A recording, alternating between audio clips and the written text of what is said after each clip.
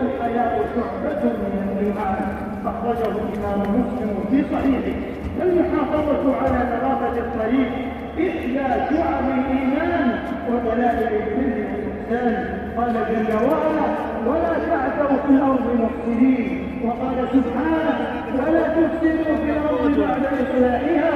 قال الإمام القرطبي رحمه الله: نهى عن كل فساد قل أو كثر بعد صلاح قل أو كثر. ولك الفضول وزهرها وأريجها ونسيمها والبلبل المترنم والماء حولك كبة رقراقة والشمس فوقك عسجد يتضوم تمشي بعقلك فوقها متفهما إن الملاحة ملك من يتفهم.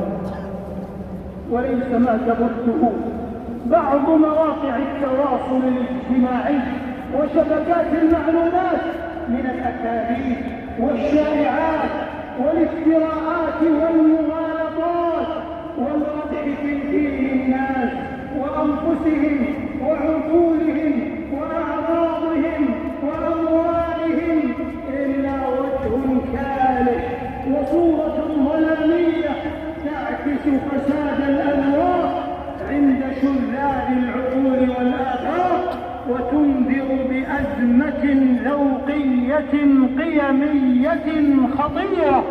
أمة الإسلام، إن النسيج الاجتماعي المتراص الفريد يحتاج إلى وقفة إصلاحية متونها صقل الأذواق وسحجها والسمو بها في معارف الوعي الراشد والاستغفار الراشد. هذا صلاة الجمعة في المسجد الحرام حدود مسجد الحرام. نقية نظيفة تبتهج النفوس بأدائها والأبصار بأموالها والاستغلال بظلالها واستنشاق الهواء النقي في أرجائها وتثير الأشواق والإعجاب وتزيح الونى والأوصاف وتخلع على النفوس رونق البهاء وعلى قيم مدينة روعة الطهر والسلام بل تبعث على تمجيد الخالق الوهاب لنصدر بإذن الله على ربع النبوغ والكمال ومقومات السود والجلال. وإقبال ذلك يتحقق لأمتنا الشهود الحضاري العالمي والسبق في كل أمور علمي ومعرفة وقيم وما ذلك على الله العزيز.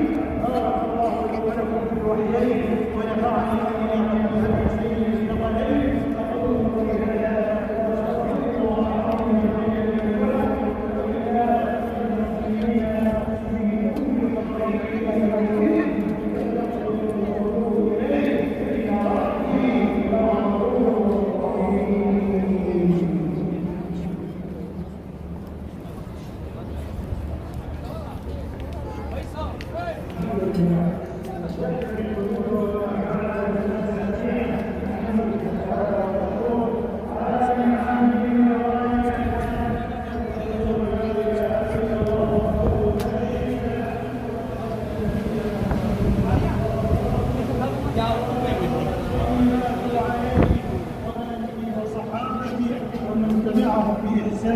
وسلم تسليما كثيرا مزيدا.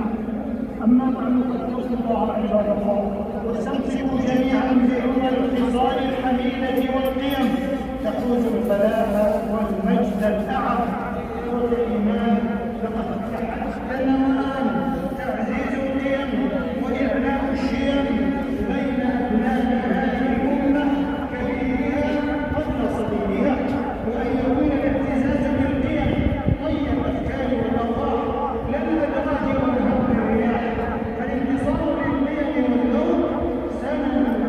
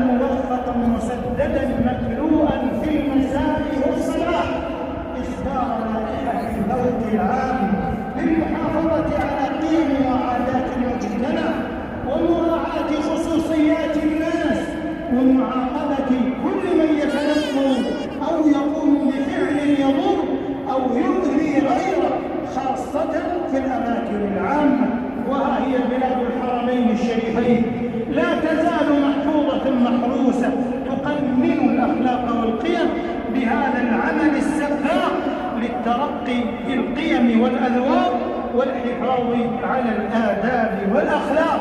إذا بيئة الإنسان يوما تغيرت فأخلاقه طبقا لها تتغير، والمرء بالأخلاق يسمو ذكره وبها يفضل في الورى ويوقر. هذا وصلوا وسلموا رحمكم الله على من سما في العالمين قدرا وجنانا، خير الورى آلا وصحابا، صلاة تعبق مسكا وتطيابا كما أمركم المولى العزيز الجليل في محكم التنزيل. فقال تعالى قولا كريما لبابا: إن الله وملائكته يصلون على النبي يا أيها الذين آمنوا صلوا عليه وسلموا تسليما. وقال عليه الصلاة والسلام: من صلى علي صلاة صلى الله عليه بها 10. فصل ربي وسلم كل آونة على المشفع وانشر طيبه فينا وآله الغر والأصحاب من حفظوا عهد النبي وبروه موفينا. وارض اللهم عن الخلفاء الأربعة الراشدين الذين قضوا بالحق وبه كانوا يعدلون: أبي بكر وعمر وعثمان وعلي، وعن سائر الصحابة والتابعين، وعن الطاهرات أمهات المؤمنين ومن تبعهم بإحسان إلى يوم الدين، وعنا معهم برحمتك وكرمك يا أكرم الأكرمين. اللهم أعز الإسلام والمسلمين، اللهم أعز الإسلام والمسلمين، اللهم أعز الإسلام والمسلمين، وارفع كلمة الحق والدين، واجعل هذا البلد آمنا مطمئنا سخاء رخاء وسائر بلاد المسلمين. اللهم آمنا في أوطاننا واصلح واحفظ أئمتنا وولاة أمورنا، وأيد بالحق إمامنا وولي أمرنا. اللهم وفق خادم الحرمين الشريفين لما تحب وترضى، وخذ بناصيته للبر والتقوى، وهيئ له البطانة الصالحة التي تدله على الخير وتعينه عليه. اللهم وفقه وولي عهده وإخوانه وأعوانه إلى ما فيه عز الإسلام وصلاح المسلمين، وإلى ما فيه الخير للبلاد والعباد. اللهم احفظ هذه البلاد، اللهم احفظ هذه البلاد حائزة على الخيرات والبركات، سالمة من الشرور والفتن والآفات وسائر بلاد المسلمين. اللهم اهدنا لأحسن الأخلاق.